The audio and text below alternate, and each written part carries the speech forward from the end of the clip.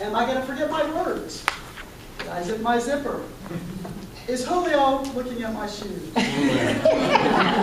Now you have to worry about your voice. That's right, many people are judged not on the quality of their words, but on their voice. Okay, and intonation and inflection, not to mention pitch. And maybe not surprisingly, women are far more likely to be criticized on their speaking patterns and voice than men. That's true regardless of the content of their words. Today, Becca will address the attack on women's voices in her speech called The War on Women's Voices. This is Project 6 in the Competent Communicator Manual. Her focus will be on vocal variety. Her objectives are to use voice, volume, pitch, rate, and quality to reflect and add meaning and interest to the message. Use pauses to enhance the message, and use vocal variety smoothly and naturally. Her time is 5 to 7 minutes. Please welcome Becca.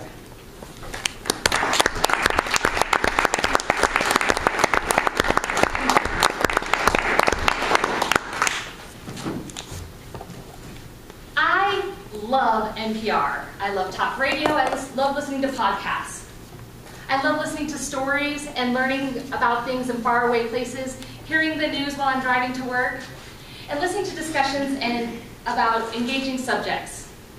But recently, I've heard quite a bit of discussion about women's voices on the radio. NPR has, in fact, received so many emails complaining about their women's voices that it's become a subject of many talk shows about NPR. The Kardashians have been featured on many morning shows, such as the Today Show, the Early Morning Show, and their discussion of their voices and vocal fry. This American Life received some emails about their young woman staffers that they featured an entire episode on the issue.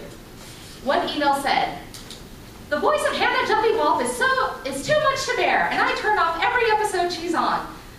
It's great that you're giving young women a job, but do you have to choose the most irritating voices in the entire world?" So today, I'd like to discuss the two speech tendencies that are generally driving people to turn off their radios. The first is upspeak. Upspeak is when you present a statement or a fact as a question, lilting up at the end of the statement. So whereas I might say, "I'm going to the store, I'm going to get some milk, and I'll be home in about an hour," you would say, "I'm going to the store, I'm going to get some milk, I'll be home in an hour." It generally lends, or historically, it has led people to think that maybe you're insecure or unsure where you're going. However, I recently learned that this is also used as a defense mechanism for many women who are used to being interrupted. It's a way of holding a conversation and saying, "Wait, I'm not finished yet." Such as when you're giving directions. You're going to go down the street and take a left at Kimball, and then you're going to take a right at Kearns. Don't actually follow those directions, you won't get anywhere. But it's another way of saying, "I'm not done with my statement yet, keep listening." So really, a lot of young women use upspeak, it's because they're so used to being interrupted. Uptalk has also, the other form of upspeak, is also also referred to as the California drawl. You hear it often in shows like Clueless, where the young Valley girls often lilt up at the end of their statement, and it can be seen as somewhat unprofessional. However, it's often seen as also just a fad in a phase of your life that you're quick to outgrow. The other speech phenomenon that is causing people to run screaming from their radios is vocal fry. There was an article this past week by Terry Gross on Fresh Air called "From Upspeak to Vocal Fry, Are We Policing Young Women's Voices?" And another article called "The War on Female Voices is Just Another Way of Telling Women to Shut Up." I have heard quite a bit of vocal fry on NPR, and it was never something that bothered me. Vocal fry is when you drop your voice down to a lower level, and instead of saying, "Hello, my name is Becca," it comes out, "Hello, my name is Becca."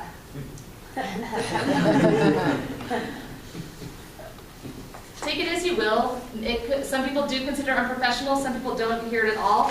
It never really bothered me until I spent about an hour and a half listening to the Kardashians last night, looking for examples, and they start saying things like, "I really couldn't have done this without the support of my sisters. They're great. I really miss them. yeah, we're really businesswomen at heart. Okay, so in some situations, it does seem less than professional, and it would lead you to maybe not take someone as seriously as you might if they had just said, I really appreciate my sisters and all that they've done for me. However, at the same time, it is merely a form of speech, and it is hurting women as they try to enter the marketplace. Women are much more likely to be criticized than a man for the same vocal inflections. In a recent study done by the University of Miami, they had 7 young adult women between the ages of 20 and 37 and 7 young adult men in the same range speak the phrase, "Thank you for considering me for this opportunity," in a normal voice, and "Thank you for considering me for this opportunity." Vocal fry. And they had the recordings listened to by 800 people, 400 men and 400 women. And then they were rated on their competency, trustworthiness, attractiveness of the voice. And then at the end of the questionnaire, they were asked how likely they would be to hire this person. 80% of the people chose the normal voices as someone to hire. And what's even more interesting is that they were most likely to base their decision as to whether or not they would hire someone on their score on trustworthiness, and thus saying that people who use vocal fry are seen as less trustworthy. The other voice tendency that people are often criticized about is a combination of the both, and actually taking it up a pitch. This was featured in the movie In a World, featuring Leigh Bell at Sundance Film Festival in 2013. And she mentioned people who talk in the sexy baby voice. There might be nothing more disturbing than imagining a sexy baby. However, it's when women take their pitch up, use vocal fry, and upspeak all at the same time. You'll start to notice it now, I promise you.